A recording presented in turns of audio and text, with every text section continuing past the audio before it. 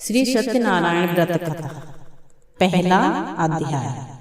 एक समय नैमिषारण्य तीर्थ में सौनक आदि 88,000 ऋषियों ने श्री सूत जी से पूछा, हे प्रभु, इस कलयुग में वेद विद्या रहित मनुष्यों को प्रभु भक्ति किस प्रकार मिलेगी तथा उनका उद्धार कैसे होगा। इसलिए हे मुनि, कोई ऐसा तप कहिए जिससे थोड़े समय में पुण्य प्राप्त होवे तथा वैष्णवों में पूज्य आप सबने मनवांछित फल मिल जाए। वह कथा सुनने की हमारी इच्छा है। सर्वशास्त्र ज्ञाता श्री सूत जी बोले, हे वैष्णवों में पूज्य आप सबने प्राणियों के हित की बात पूछी है। अब मैं उस श्रेष्ठ व्रत को आप लोगों से कहूँगा जिस व्रत को करने से नारद जी ने लक्ष्मीनारायण से पूछा था और लक्ष्मीपति ने मुनि श्रेष्ठ नारद को कहा था।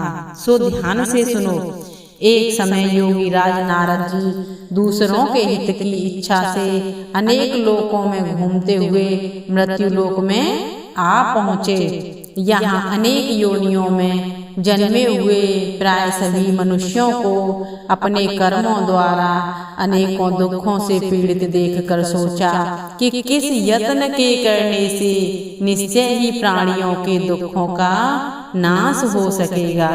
ऐसा मन में सोचकर विष्णु लोक को गए। वहाँ श्वेत वर्ण और 4 भुजाओं वाले देवों के ईश नारायण को देखकर, जिनके हाथों में शंख चक्र गदा और पद्म थे तथा वरमाला पहने हुए थे, स्तुति करने लगे। हे भगवान, आप अत्यंत शक्ति से संपन्न हैं। मन तथा वाणी भी आपको नहीं पा सकती। आपका आदि मध्य अंत नहीं है।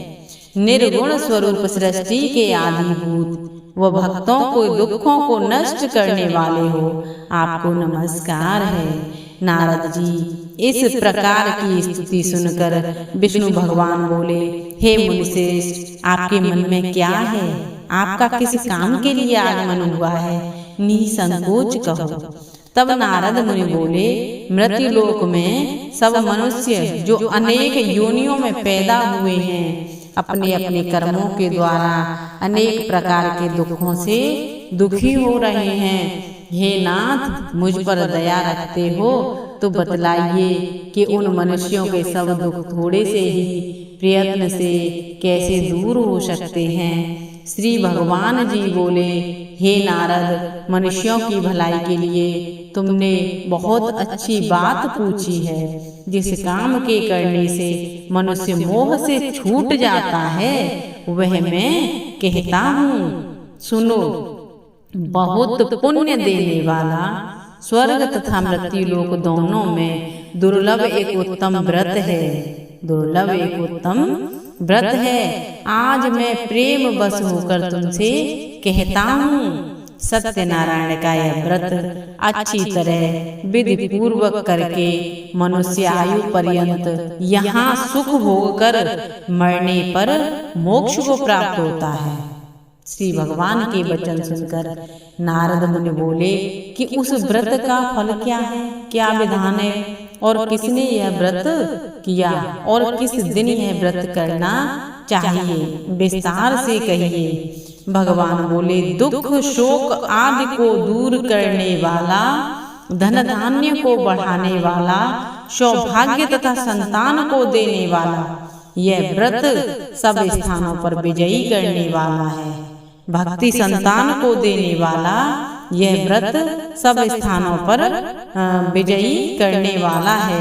भक्ति और श्रद्धा के साथ किसी भी दिन मनुष्य श्री सत्यनारायण की प्रातः काल के समय ब्राह्मणों और बंधुओं के साथ धर्म परायण होकर पूजा करें। भक्ति भाव से नैवेद्य, केले का फल, घी, दूध और गेहूं का चूर्ण सवाया लेवे।